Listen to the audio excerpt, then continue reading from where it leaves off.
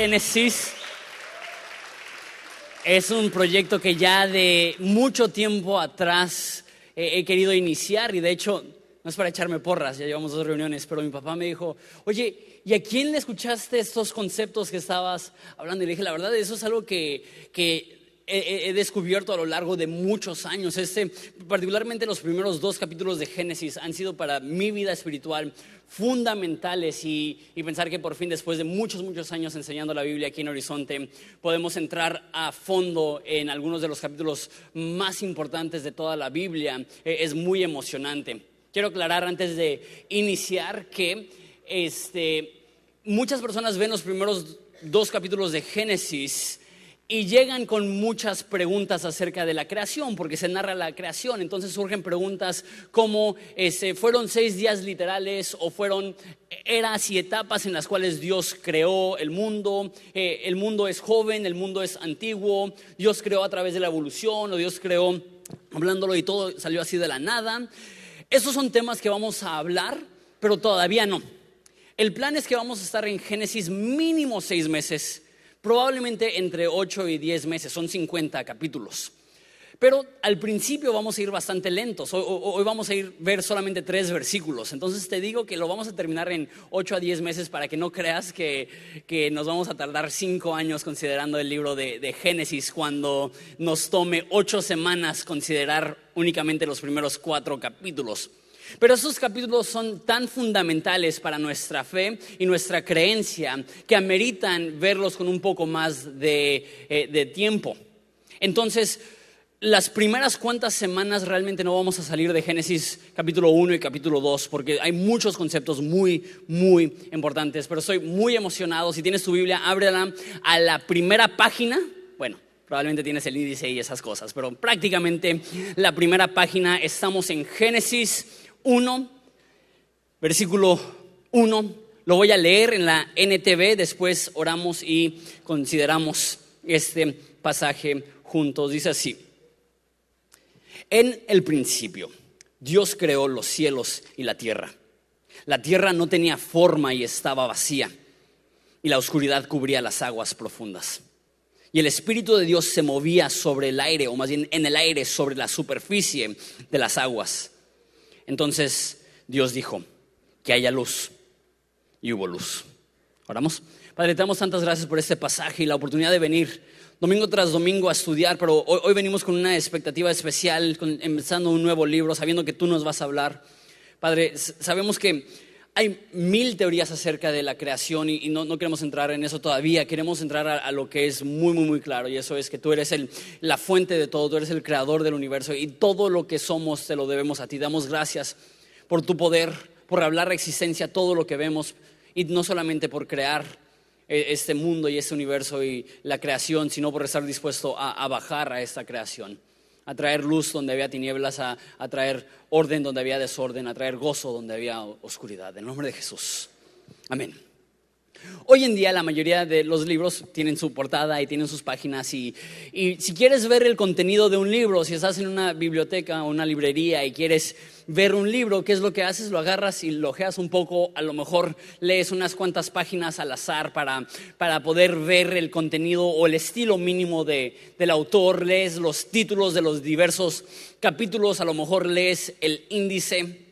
Sin embargo, por milenios, en la antigüedad no existían libros como los tenemos hoy en día. Eran más bien pergaminos, algunos de papel, algunos otros de cuero.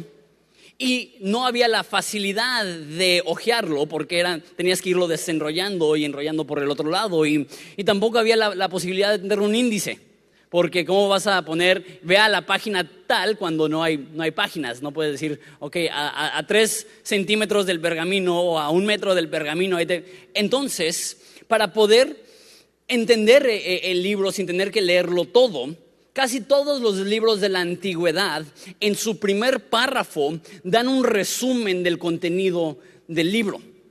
Eso es importante porque estamos viendo el libro de Génesis. Entonces, el primer párrafo nos demuestra un resumen del contenido de Génesis, pero tiene una mayor importancia porque Dios es el autor de la Biblia en general, toda la Biblia. Entonces, él sabía que Génesis no únicamente sería un libro por su propia cuenta, sino que entendía que iba a ser el primer libro de lo que nosotros ahora conocemos como la Biblia. Y como buen autor de la antigüedad, creo yo que los primeros versículos definen y resumen el contenido de Génesis, pero creo yo también que definen y resumen el mensaje de la Biblia.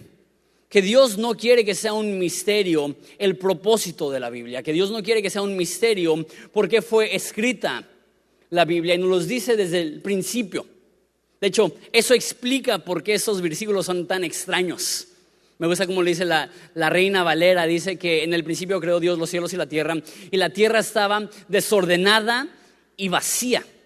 Y eso es muy extraño. Tú dices, ¿cómo puede ser que Dios cree un mundo con desorden y un mundo que está hueco, que está vacío? No parece ser parte de la naturaleza de Dios crear algo oscuro. Sin embargo, no creo que es un relato o un recuento únicamente de la creación, sino un resumen de la historia del mundo. Hay algo que se conoce como la segunda ley de termodinámica, que eso significa que todo va de un estado de orden a desorden, de perfección a corrupción, de organización a desorden, una vez más.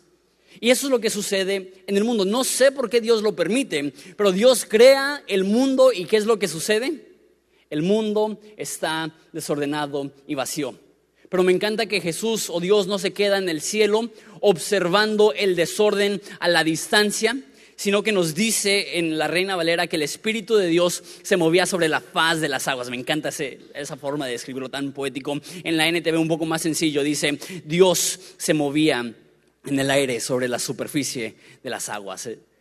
Entonces hay tinieblas, hay oscuridad, hay desorden, pero Dios no está ausente en algún lugar, no creó el mundo y lo dejó por su propia cuenta, sino que Él entra al desorden, a la oscuridad, a las tinieblas, y es en ese contexto que Dios dice, sea la luz. Creo que ese es el resumen de la Biblia, que el mundo está desordenado y vacío. El mundo está en tinieblas y desciende Jesús a su creación, y Jesús tiene esta cita en Juan, dice, yo soy la luz del mundo, el que anda conmigo jamás andará en tinieblas. Creo que Génesis 1 al 3 nos están dando el propósito de la Biblia. Que en el mundo hay oscuridad, hay vacío, hay tinieblas, hay desorden, hay caos, pero Dios desciende en medio de todas esas cosas para traer luz y esperanza y una nueva oportunidad para recuperar la comunión con Dios que se perdió en Génesis 3, que veremos eso en un segundo. Eso no únicamente es un resumen de la Biblia, creo que también es un resumen de Génesis, que las tinieblas estaban ahí, Dios llega y crea la luz. Eso es lo que pasa también en la historia del pueblo de Dios. Los primeros 11 capítulos de Génesis narran cómo el mundo progresivamente se pone más y más y más y más oscuro, hasta que por fin Dios desciende y tiene un encuentro con un hombre llamado Abraham. Eso lo vamos a hablar mucho más a fondo. Tiene un encuentro con un hombre Abraham y le promete que tendrá una descendencia que será tan numerosa como las estrellas del cielo, como la arena del mar, y le dice que de tu simiente serán benditas todas las naciones del mundo, que Dios está poniendo al pueblo de Israel y que a través del pueblo de Israel Dios iba a proveer un Mesías que iba a resolver todo el desorden y toda la oscuridad y todo el caos que hay en el mundo. Génesis 1 del 1 al 3 es un excelente resumen de Génesis y del mensaje de la Biblia. Habiendo dicho eso, tengo 5 puntos basados en esos 3 versículos. El primer punto es: la Biblia es teocéntrica, no homocéntrica. La Biblia es teocéntrica, no homocéntrica. Explico lo que esto quiere decir. Teo significa Dios, entonces teocéntrica significa enfocada en Dios. Homo es como homo sapien, como ser humano. Mucha gente cree que el enfoque de la Biblia es el ser humano. De hecho, lo tratamos, hasta personas dicen esta frase, que no creo que es el fin del mundo si la usas, pero creo que está un poco equivocado. Esa frase que dicen, la Biblia es el manual instructivo de la vida del hombre. ¿Has escuchado algo así? Que si quieres comprender tu existencia y darle propósito a tu vida, necesitas entender el contenido de la Biblia. ¿Es cierto eso? Sí. Sin embargo, el enfoque de la Biblia no es el ser humano. No dice, en el principio el hombre. Que esa sería la forma en la cual alguien hubiera relatado una historia si esto se basara en la historia del hombre. En la antigüedad habían muchas historias de diferentes naciones y diferentes pueblos y hubieran iniciado algo como en el principio había tal rey, en el principio había tal nación, en el principio había tal comunidad, pero aquí dice en el principio Dios. Si eso fuera una película, Dios es el protagonista, no nosotros. A lo mejor nosotros tenemos el papel del actor de apoyo, que de repente dan un Oscar al actor de apoyo, pero nosotros no somos el protagonista. Sí aprenderemos acerca de la humanidad y del hombre y de nosotros mismos estudiando la Biblia, pero eso no es el propósito mayor. La pregunta que queremos descifrar al leer la Biblia no es ¿qué me enseña esto acerca de mí? La mayor pregunta que debemos hacernos es ¿qué nos demuestra esto acerca de Dios? Dios escribió la Biblia no para que sea para nosotros un ejercicio de autodescubrimiento, sino para que sea para nosotros una revelación de quién es Dios. En pocas palabras, la Biblia se escribió para contestar esa pregunta: ¿quién es Dios? La respuesta sencilla: Jesús. La respuesta de escuelita dominical, de ministerio infantil. ¿De qué se trata la Biblia? De Jesús. La respuesta corta: Jesús.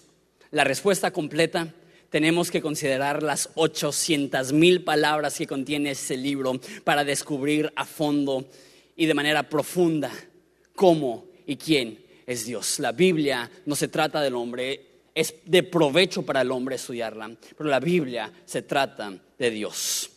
Es mi primer punto.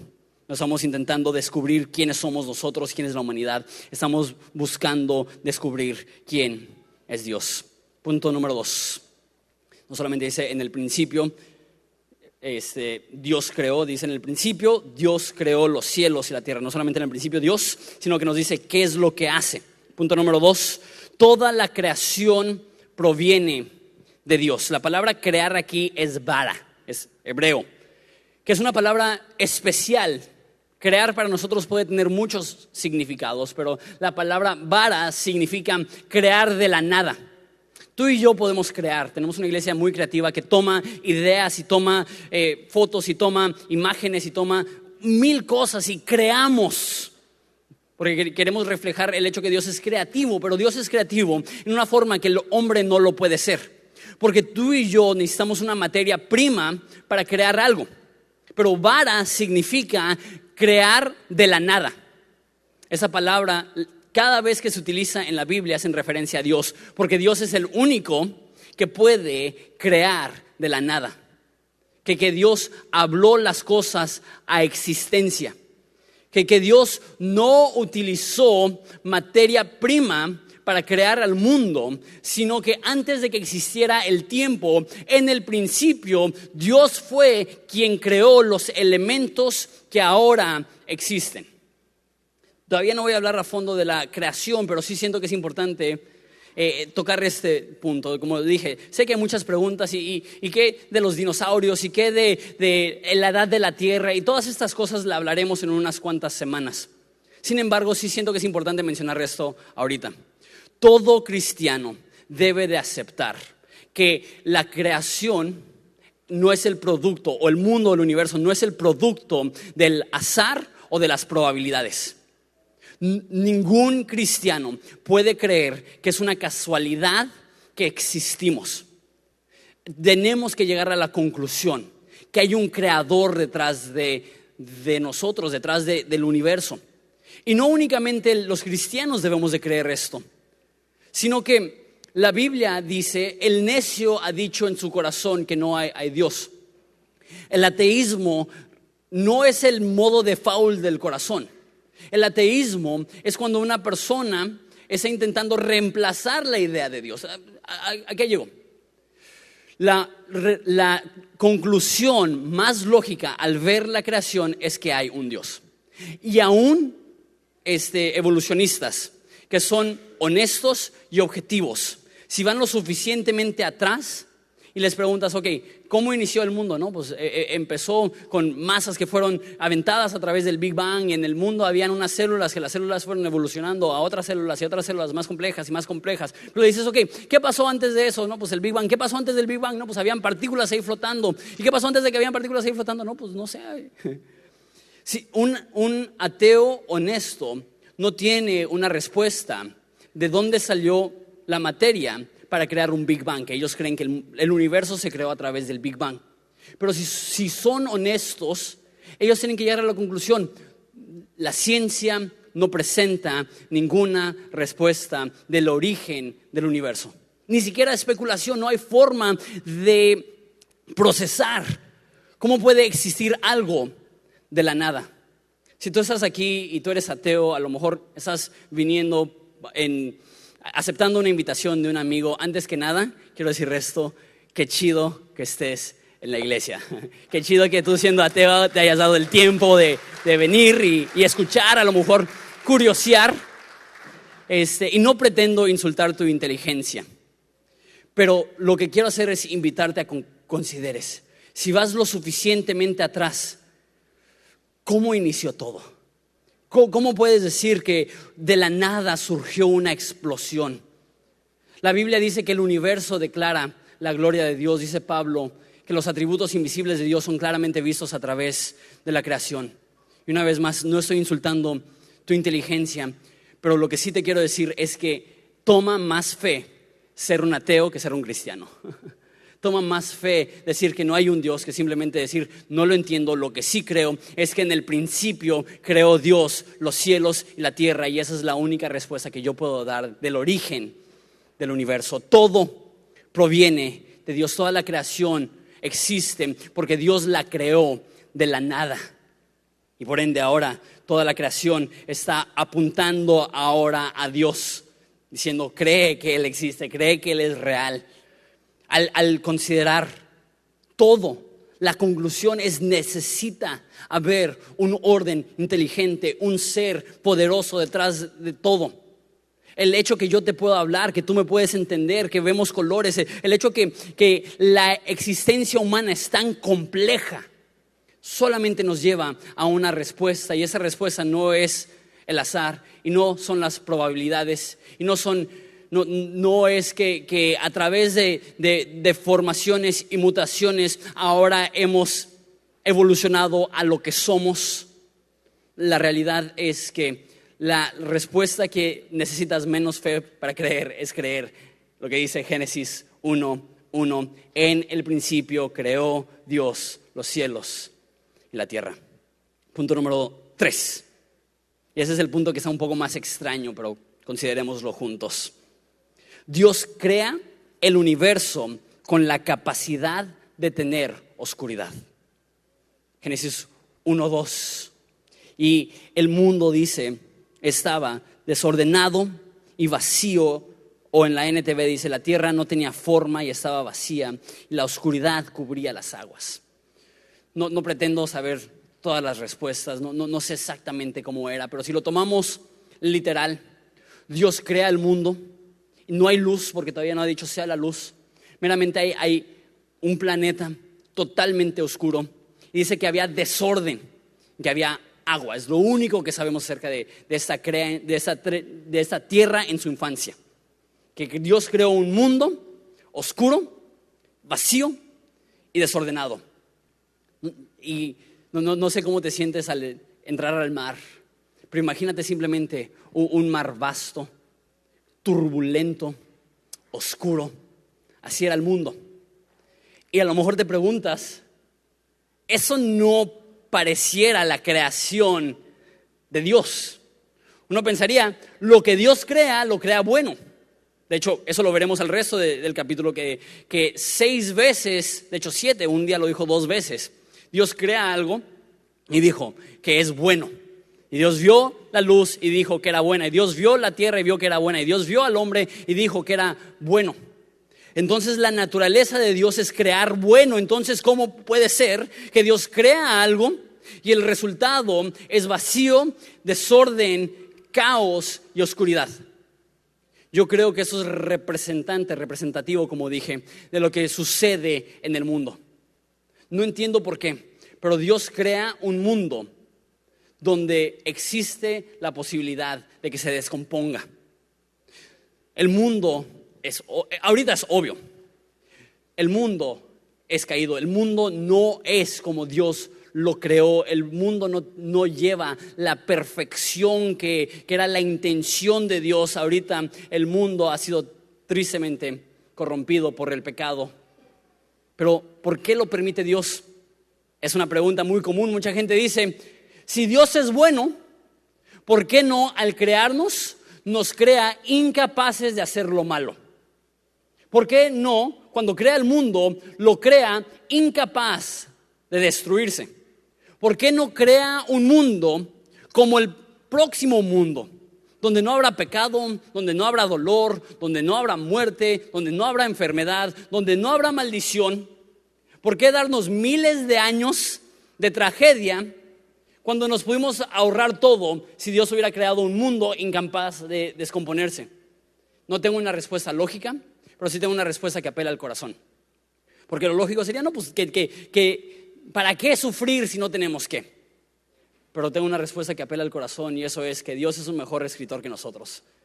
Y Dios es un artista que está creando una historia, y toda buena historia tiene una tragedia, toda buena historia tiene una trama, y Dios entiende la hermosura de la historia completa, de la devastación humana seguida por la salvación divina, que es más glorioso y bello y revolucionario el considerar que Dios crea a la humanidad con la capacidad de darle la espalda, y que Él siga amando, y que Él quiera rescatar, y que Él quiera perdonar, a crear un universo donde no puede existir ningún error y ninguna falla.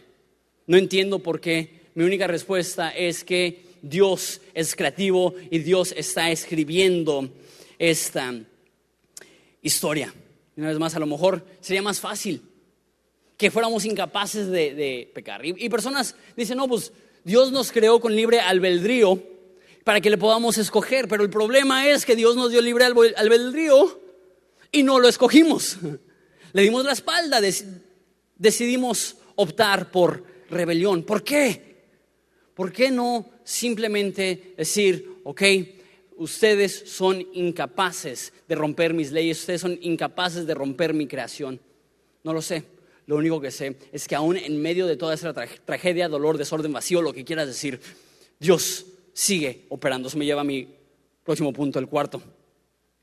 Aunque Dios crea un universo con la capacidad de tener oscuridad, punto número 4, a Dios no le intimida el desorden. Dice que el mundo estaba desordenado y vacío, pero también dice que el Espíritu de Dios se movía sobre la superficie de las aguas. Que Dios no está en el cielo a la distancia observando el mundo diciendo, ay, qué mala onda que me salió tan feo, ¿no? Está diciendo, ay, qué feo, mira, está oscuro, está desordenado, pues ya ni modo. No, dice que el mundo está desordenado y vacío, pero Dios está paseando a través de la creación. Que Dios, cuando ve la oscuridad, el desorden, el caos, no se separa, se acerca. Eso se ve revelado a través de Jesús cuando Él estaba en la tierra. Que había una atracción, un magnetismo extraño de Dios hacia la gente más problemática, hacia la gente más rota, hacia las almas más manchadas de caos y desorden. Jesús se juntaba con los renegados, los forasteros, los que toda la institución cristiana había rechazado, las prostitutas, los criminales, los discapacitados, que la cultura decía, ellos están siendo condenados y castigados por algún pecado. Y Dios va a esas personas, a las personas más rotas, le llaman amigo de pecadores. Dios no está intimidado por el pecado. A Dios no le intimida las tinieblas ni del mundo ni de tu corazón. Y tenemos esta falsa noción que no podemos acercarnos a Dios porque de alguna forma a Dios le daría vergüenza verte como estás. Y sentimos que no podemos acercarnos a Dios porque el momento que nos acercamos a la luz, Dios va a decir, ¿qué haces aquí con tantas fallas? ¿Qué haces aquí con tanto desorden? ¿Qué haces aquí con un historial tan problemático? Tenemos miedo de acercarnos a Dios porque sentimos que seremos rechazados. Jesús dice, al que a mí viene, no le echo fuera. Y a lo mejor tú tienes una vida manchada por disfuncionalidad, y una vida manchada por pecado, y una vida manchada por oscuridad. Y tu perspectiva de Dios es que Dios no quiere nada contigo hasta que corrijas tu vida, hasta que arregles tus problemas, hasta que consigas una solución para tus pecados. Dios no se espera a que seas limpio para acercarse. Dios se acerca aún cuando estás en medio de tu problema, oscuridad, pecado. La Biblia dice que aún cuando éramos pecadores, en ese contexto, Cristo murió por nosotros. No es que nosotros le hayamos amado primero, sino que Él nos amó a nosotros primero. Si Dios se esperara a que tú corrigieras tus problemas para amarte, jamás te amaría. Entonces Él te ama antes siquiera de corregir los problemas y la oscuridad de tu vida. Dios ve las tinieblas y se acerca.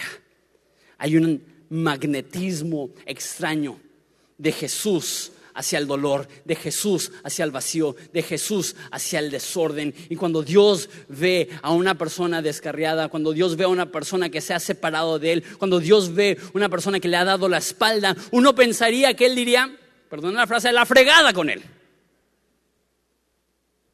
Como si viera la creación de lejos. Dios se acerca en medio del desorden. Dios se acerca en medio del caos. Dios se acerca en medio del vacío. Y si tú estás aquí y dices, no me puedo acercar a Dios por las cosas que yo he hecho, Dios está revelando que el mundo, cuando estaba desordenado y vacío, no dejaba ser el lugar donde Dios se movía. Y si tú estás aquí, es porque Dios también está aquí y Él quiere recibirte tal cual eres, con manos de amor, con un corazón abierto. A Dios no le intimida el desorden de tu vida. Punto número 5, con eso terminamos. No solamente crea el universo con la capacidad de tener oscuridad, y no solamente se mueve en medio del desorden, todo cambia con una intervención de Dios. No solamente dice que se movía sobre la faz de las aguas, sino que ese es el contexto en el cual Dios dice, sea la luz. Que Dios no únicamente entra a la oscuridad, no solamente entra a las tinieblas, sino que resuelve la oscuridad hablando a existencia la luz. Esa es la realidad. Dios recibe a cualquier persona sin importar su condición, pero ama demasiado a las personas para dejar que ellos continúen en tinieblas. Dios te recibe tal cual eres, pero te ama demasiado para dejarte como eres. Dios no espera a que cambies para amarte, pero indudablemente su amor te cambiará. Dios no se separa de ti en vergüenza cuando cometes un acto vergonzoso, pero cuando Dios se acerca, eso provee el poder necesario para ya no seguir caminando en un camino de destrucción. Esto es el mensaje de toda la Biblia, que donde había tinieblas Jesús trajo luz, que donde había destrucción Dios trajo sanidad, que donde había vacío Dios trajo plenitud, donde había caos Dios trajo orden. Eso se revela a través de Jesús. Habrá alguien que revela y refleja esto más que Jesús, que entraba en los lugares más oscuros sin miedo, valiente como un león, a enfrentarse a la oscuridad y las tinieblas en las almas de las personas y decir, sea la luz. Las personas somos curiosos, porque todos aparentamos hermosura, orden, calma. Hacemos todo lo posible por transmitir confianza. Desde la forma que nos vestimos, nos peinamos, hablamos, las fotos que subimos a redes sociales. Estamos subiendo la versión maquillada de nosotros, presentando una noción falsa que no estamos rotos. Pero creo que si el humano es honesto y rasca un poco debajo de la superficie, se encontrará que aún las personas más aparentemente hermosas cargan con heridas profundas, cargan con un vacío en su ser, cargan con un desorden en su alma, y la gran mentira es que todos los demás están bien y yo soy el único que estoy mal, y por eso nos da tanta pena abrirnos. Déjate digo la neta, todos estamos rotos. Déjate digo la neta, en el corazón de cada uno de los que estamos aquí estaba desorden y vacío y caos, y por eso mismo corremos a Jesús. No corremos a Jesús porque seamos perfectos y no necesitamos la ayuda de nadie. Corremos a Jesús porque entendemos lo roto que estamos y necesitamos un Salvador. Entendemos que hemos caminado con temor a través de aguas oscuras y necesitamos llegar a la presencia de Jesús y que Él hable luz a la oscuridad de nuestras almas. No sé quién eres, pero si eres 100% honesto, tú sabes que en lo más profundo de tu alma, en lo más profundo de tu ser, hay una oscuridad que te da miedo. Jesús vino para entrar a lo profundo y decir: hágase la luz. Cuando ves un libro antiguo, te ayuda un chorro ver los primeros párrafos, te da el resumen del libro, pero hay otra estrategia, en inglés le dicen hack, para descifrar el contenido del libro, y eso es ir a los últimos versículos. Se llama inclusio, no tienes que acordarte de esto, pero es como un sándwich que empieza con pan y termina con pan. Y sin importar lo que tenga en medio, se empieza con pan y termina con pan, es un sándwich. Se empezara con tortilla y terminara con tortilla es una quesadilla. ¿Sí me entienden? Es mala idea hablar de comida en la reunión de la una, perdóname. Ya los perdí a todos. Muchas veces los libros antiguos empiezan y terminan con el mismo concepto para indicarle a los autores: de eso se trata el libro. Génesis inicia con: en el principio creó Dios los cielos y la tierra estaba desordenada y vacía y el Espíritu de Dios se movía sobre la faz de las aguas y Dios dijo: sea la luz. Pero termina con la última historia en Génesis 50 de un hombre llamado José. Y ese hombre José fue traicionado por su familia, fue vendido a la esclavitud. Después de ser vendido a la esclavitud, lo mandan a la cárcel por una injusticia. Después, estando en la cárcel, lo olvidan en la cárcel. Una tragedia. No me puedo imaginar estar en la cárcel y que la serie de eventos que llevaron a eso es que tus hermanos te vendieron en esclavitud. No sé si tienes problemas con tu familia. Espero que eso no haya pasado. Ya les había dicho eso. Génesis me encanta porque me demuestra que aún en las familias que son elegidas por Dios y con un propósito, también hay un chorro de problemas. No me imagino el saber: mi familia me traicionó y aparentemente Dios me abandonó en la cárcel.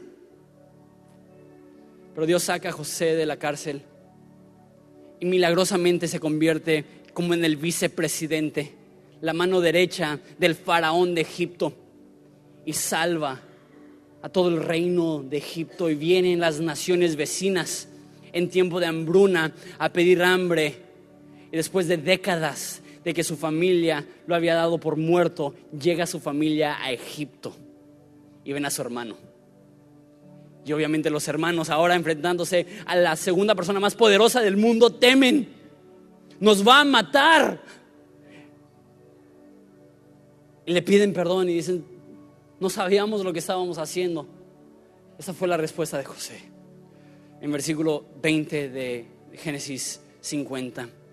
Lo que ustedes pretendieron para mal, Dios lo usó para bien y en la salvación de muchas personas. Ese es el mensaje de Génesis y es el mensaje de la Biblia. Que hay tinieblas y oscuridad y tragedia y desolución y caos y vacío y depresión y debilidad. Y a veces nos preguntamos: Dios, ¿dónde estás?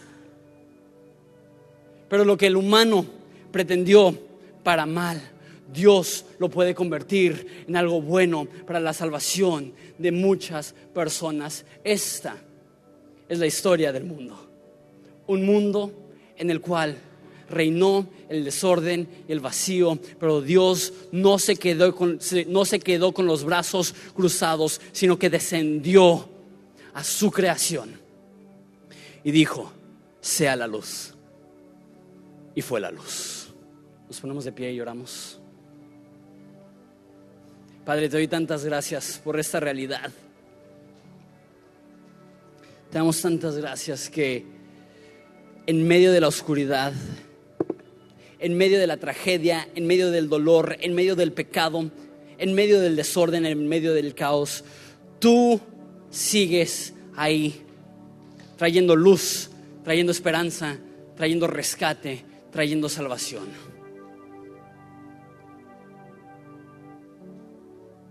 De eso se trata la Biblia. De un Dios con una atracción extraña al desorden y de una solución oportuna para la oscuridad. De esto se trata la Biblia. Que aún en medio del dolor, tú estás escribiendo una historia de victoria.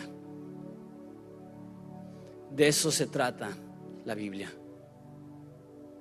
Que cuando estamos atravesando nuestros momentos de desorden, tú sigues ahí, buscando hablar luz a nuestras vidas. Te damos gracias por este mensaje que se confirma de 1000 veces a través de las 800,000 palabras de este libro. Tú viniste a salvar a pecadores, y por eso no importa quién somos, no importa dónde estamos, no importa qué hemos hecho, tenemos esperanza en ti. Te damos gracias por Jesús. Amén.